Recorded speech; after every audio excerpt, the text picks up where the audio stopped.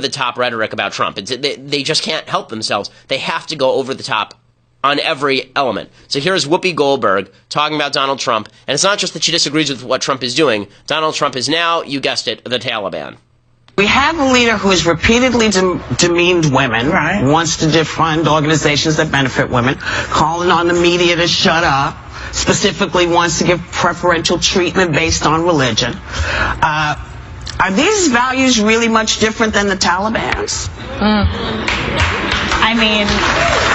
Yes, they are. It turns out that Donald Trump is not the Taliban. He's not in favor of honor killings. Donald Trump, in fact, it's to stop the Taliban from coming in the country that he's implementing some of these immigration policies. That is the basic idea behind all of this, and I'd be very surprised if in the future his immigration moratorium does not extend to Afghanistan. Okay, the fact is, Donald Trump's entire stated purpose with regard to stopping an influx of immigrants from countries like Yemen and Somalia is because he doesn't want the culture of certain areas of the world infiltrating. What he means by that is radical Islam.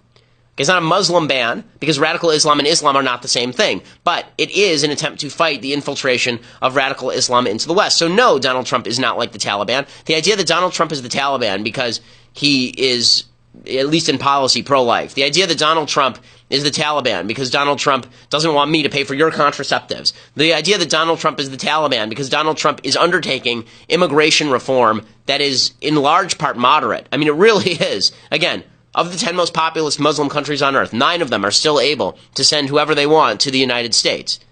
Citizens from those countries can enter. And there are going to be lots of exceptions to Donald Trump's new immigration policy.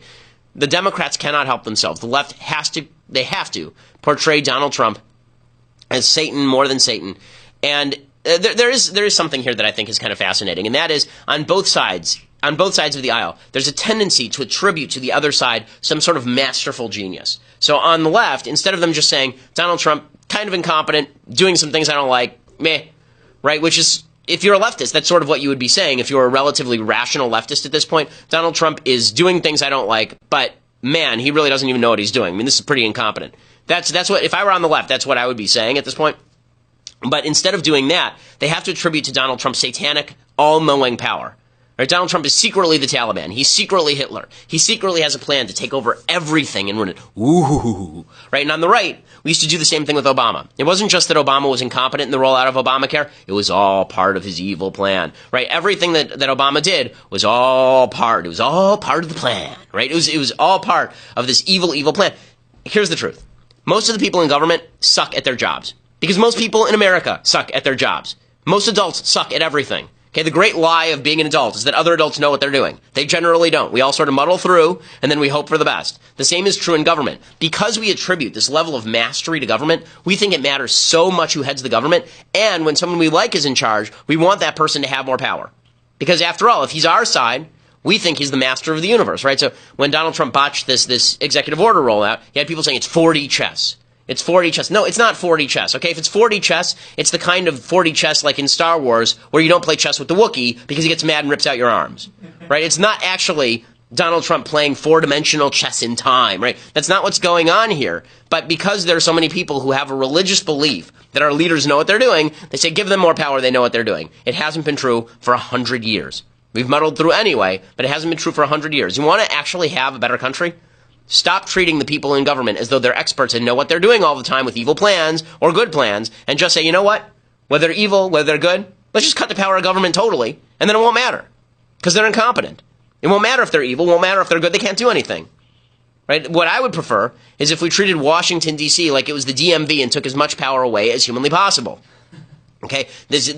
Everybody is trying to turn Donald Trump into Darth Vader on the left. And on the right, everybody tried to turn Barack Obama into Darth Vader. And I think Obama was in many ways more competent than Trump is at a lot of things. And I think he had more plans than Trump does. I think Trump is pretty ad hoc. But Obama wasn't in charge of things either.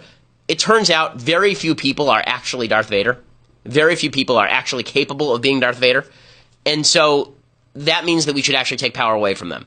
And if you're really that worried about Darth Vader, by the way, on the left, if you're really that worried about Donald Trump being Darth Vader, how about this? Instead of him running the empire, let's downsize the empire so it's just the Mos Eisley DMV. And then you don't have to worry about it. That'd be the easiest way to fix this problem. Man, I'm like Rip Torn.